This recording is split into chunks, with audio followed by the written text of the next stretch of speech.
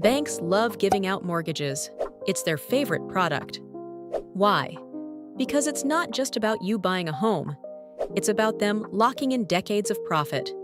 Here's the part they don't tell you: the fine print, the hidden fees, and the little decisions that could quietly drain tens of thousands from your pocket over the life of your loan. In the next 5 minutes, I'm going to break down mortgages in plain English, no banker jargon, so you'll finally understand what you're really signing up for and how to keep more of your money in your own hands. What a mortgage really is. Most people think a mortgage is just a loan for a house.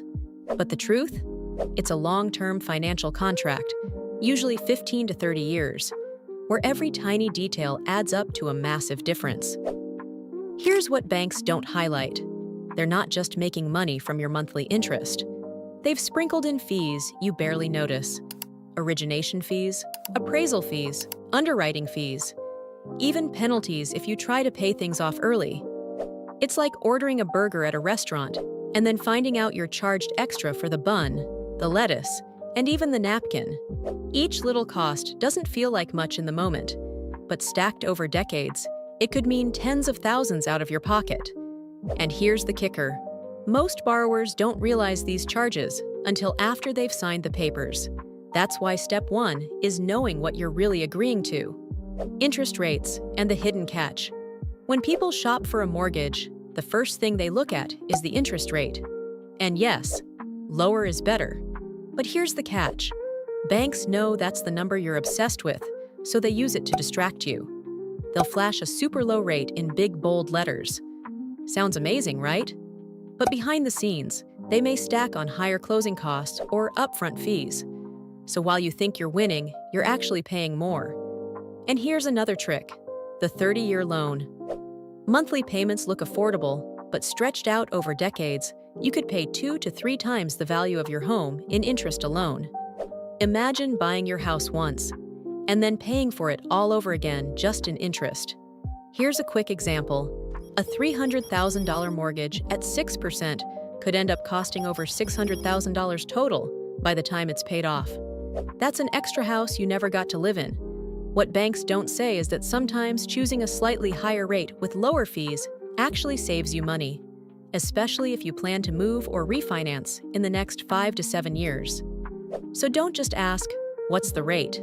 Ask, "What's the real cost of this loan?" Credit score and loan terms. Here's another secret the banks won't spell out. Your credit score doesn't just decide if you qualify for a mortgage. It decides how much profit the bank makes off you. Let me explain. 2 people could apply for the same $300,000 loan. One has excellent credit and gets approved at 6%. The other has a score just a few points lower, and the bank bumps them up to 6.75%. Doesn't sound like much, right? But over 30 years, that small difference could add up to more than $40,000 in extra payments.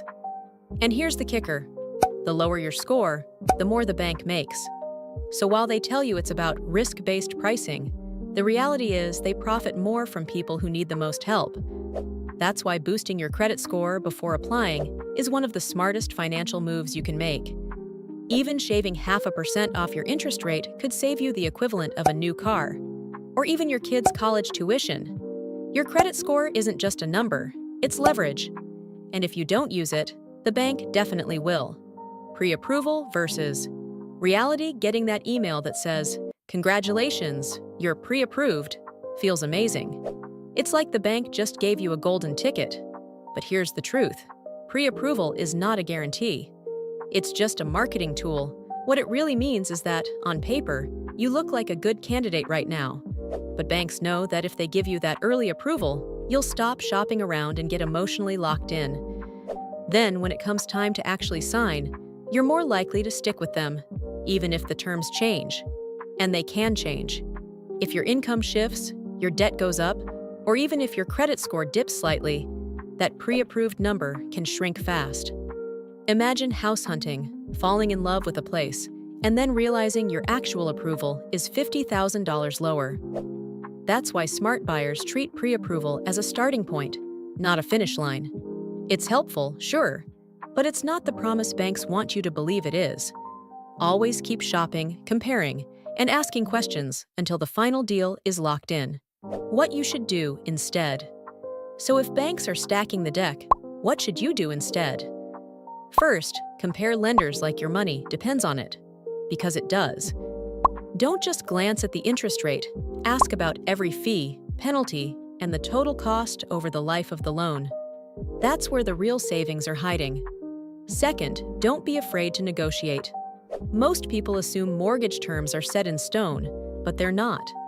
Lenders want your business, and asking the right questions can shave thousands off your costs.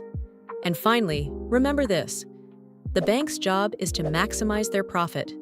Your job is to protect your future, which means you need someone in your corner who works for you, not them. That's why working with a trusted advisor isn't just helpful, it's essential. If this breakdown saved you from a few hidden traps, hit that subscribe button, because I've got plenty more mortgage secrets the banks hope you never find out. And if you're ready to explore your options with real guidance, not bank sales tactics, reach out to us at Premium Mortgages. We'll walk you through the numbers, explain the fine print, and help you secure a mortgage that actually works for your future. Remember, when it comes to your home, the more you know, the less you pay.